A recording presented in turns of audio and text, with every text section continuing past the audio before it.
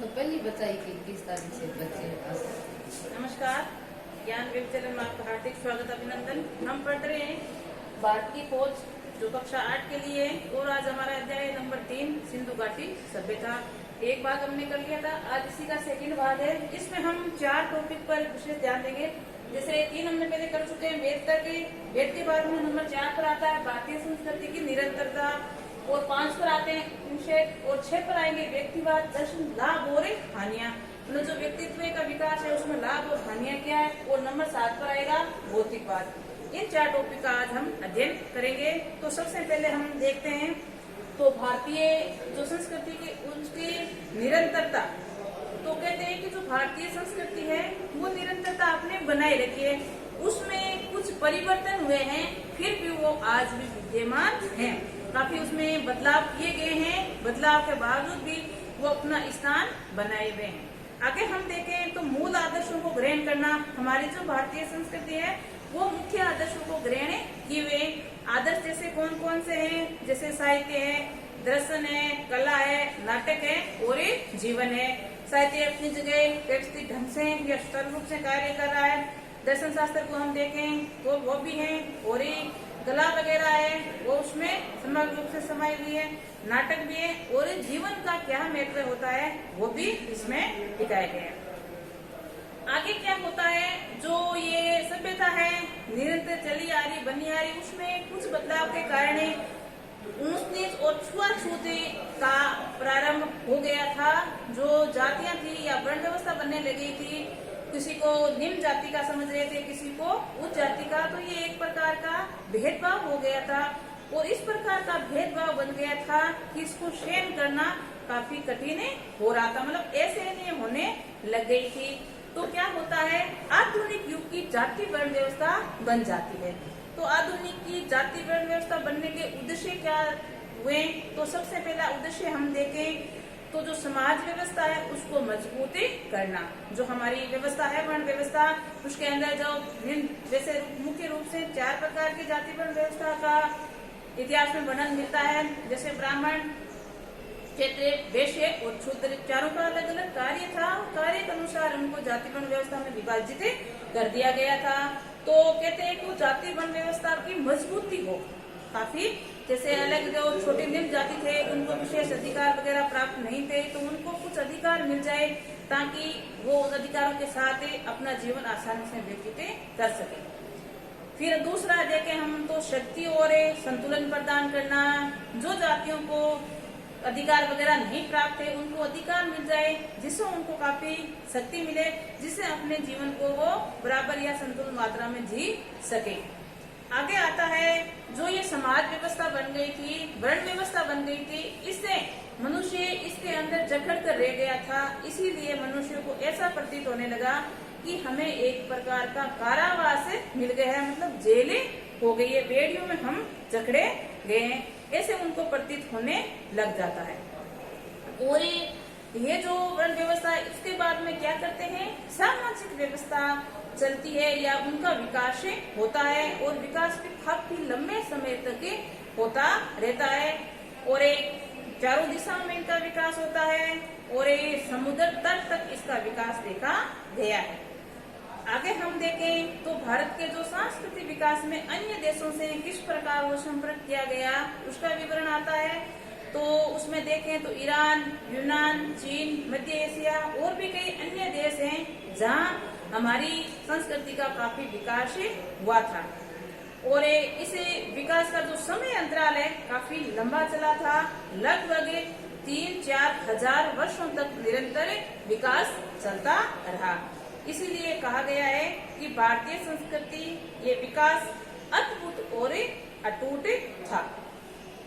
तो आगे हम देखें तो सेकंड आपका जो है उपनिषद, इसके बारे में तो उपनिषद का हम तात्पर्य देखें, अर्थ देखें तो क्या मालूम होता है, समीप बैठकर ज्ञान प्राप्त करना, पास में बैठकर ज्ञान प्राप्त करना।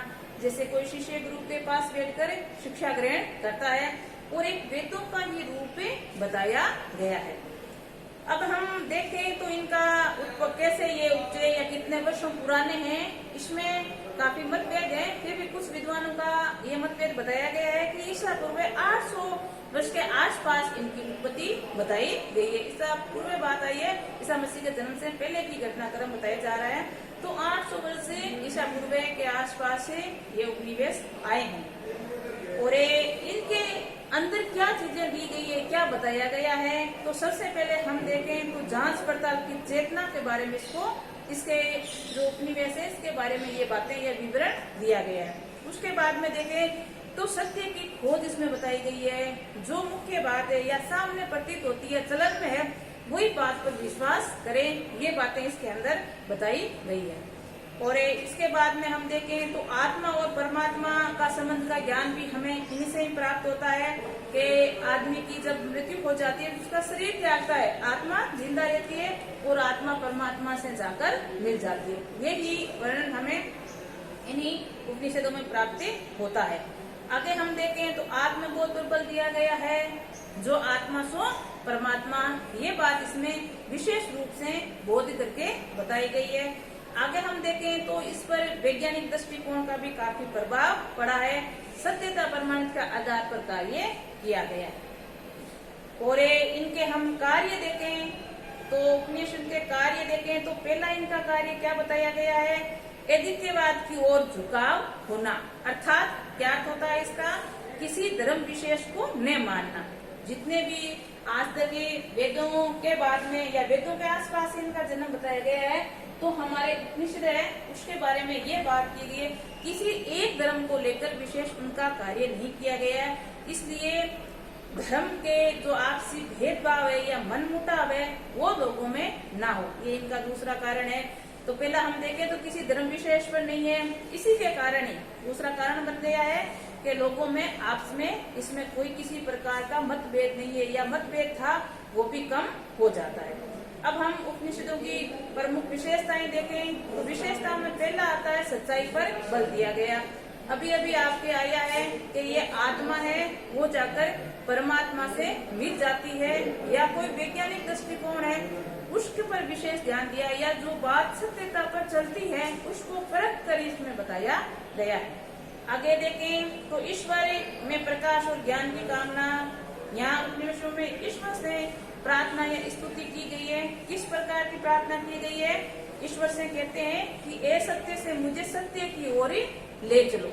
ईश्वर से प्रार्थना करते हुए बताया गया है कि हम जो ए सत्य मार्ग पर चल रहे हैं उसे हटाकर हमें सत्य मार्ग की ओर ले चलो, और अंधकार से प्रकाश की ओर चलो। जो अंधकार छाया हुआ है हमारे जीवन में उसको हटाकर आप प्रकाश फैलाओ। तीसरी बात इसमें बताई है ईश्वर के प्रार्थना के रूप में कि मृत्यु से हमें अमरत्व की ओर ले चलो। तो ये तीन बातें ईश्वर से प्रार्थना के रूप में की गई है। और आगे एक बात ये भी बताई है कि अपनी इच्छा पूर्ति के लिए ईश्वर को याद करना चाहिए, या ईश्वर से हमें अपनी जो समाज में सामाजिक जीवन की इच्छा है उनको पूर्ण करने के लिए ईश्वर को याद करना चाहिए। और अगली बात है वो जीवन यात्रा में अपने आगे बढ़ने की प्रेरणा मिले। इन्हीं सभी कार्यों के कारण ईश्वर से प्रार्थना करना, मतलब हम सत्य में सत्य की ओर चलें, या जो हमारा जीवन है मरण प्राप्त है अमरत्व को प्राप्त हो, हमें जो अंधकार है प्रकाश की ओर मिले। इन्हीं सभी यात्राओं को हम देखें तो जीवन में हमें क्या मिलती है, प्रेरणा मिलती है। और आगे इसमें आपका वेदों का चैप्टर आ चुका है। मुख्य रूप से 4 वेद बताए गए हैं, जैसे यजुर्वेद, सामवेद, अथर्ववेद और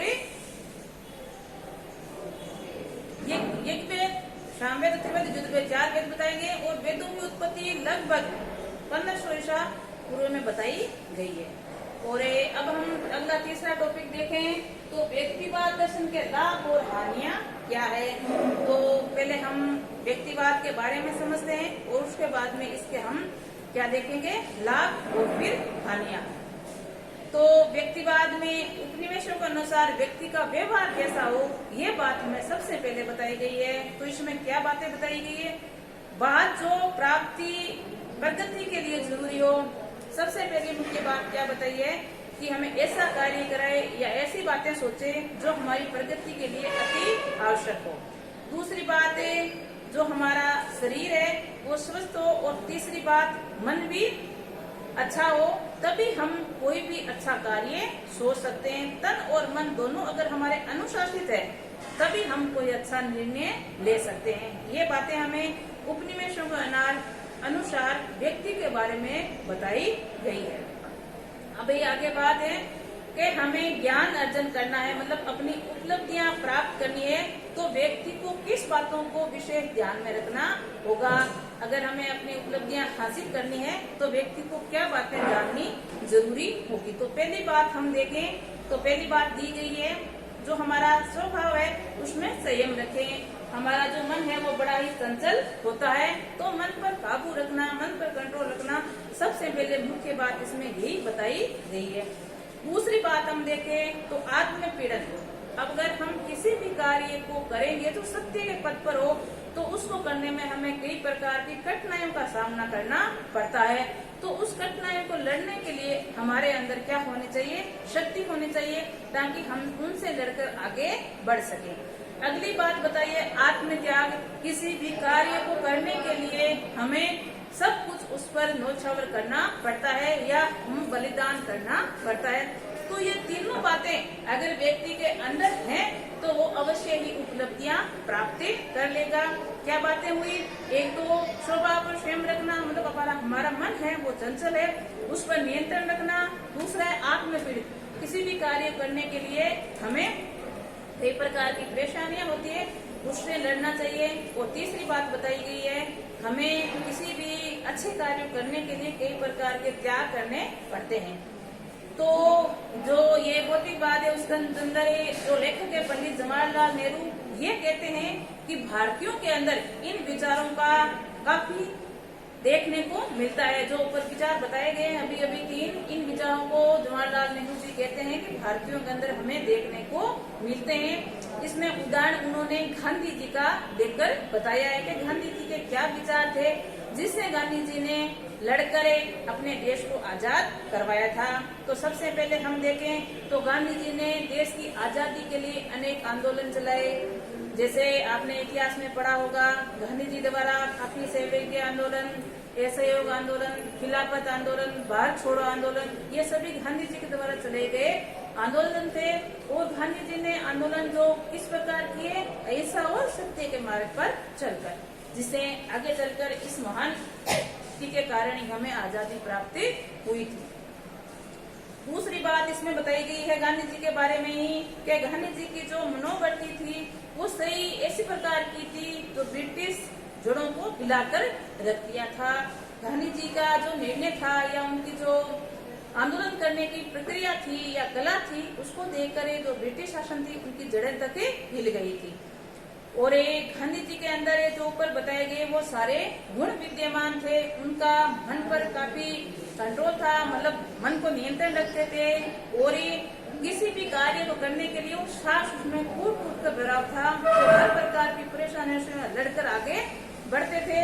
और सब कुछ देश के लिए सब कुछ उन्होंने न्योछावर कर दिया था। अपने लिए उन्होंने कुछ भी प्राप्त नहीं किया था, देश की आजादी के लिए या देश के लिए उसने सब कुछ कार्य किया था। आगे हम देखें तो जो भारत के आर्य थे उनकी क्या व्यवस्था थी। अभी पीछे आपके अगले फर्स्ट भाग में आया था आर्यों का आना, उसमें जो भारत के अंदर संस्कृति के अंदर आर्य आ गए थे उनकी व्यवस्था क्या थी, कैसा उनका जीवन था, क्या वो कार्य करते थे। तो सबसे पहले हम देखें तो अपनी पसंद की जिंदगी जीना उनका कार्य था, मतलब दूसरों की जिंदगी में इंटरफेयर नहीं करते थे, केवल अपने जिंदगी से मतलब रखते थे। दूसरी बात है दूसरों के जीवन में हस्तक्षेप नहीं करते थे, उनका जीवन कैसा है, दूसरे क्या कर रहे हैं, उससे इनको कोई मतलब नहीं था। तीसरी बात है वो किसी प्रकार का कोई झगड़ा हो रहा हो या दो व्यक्तियों के साथ विवाह चल रहा हो तो तीसरा व्यक्ति उसके अंदर कूद कर नहीं पड़ता था, क्योंकि उस बात से उसका कोई लेना देना ही नहीं था। वो आपस में झगड़ रहे हैं, आपस में निपटारा करें, ये आर्यों की सोच थी।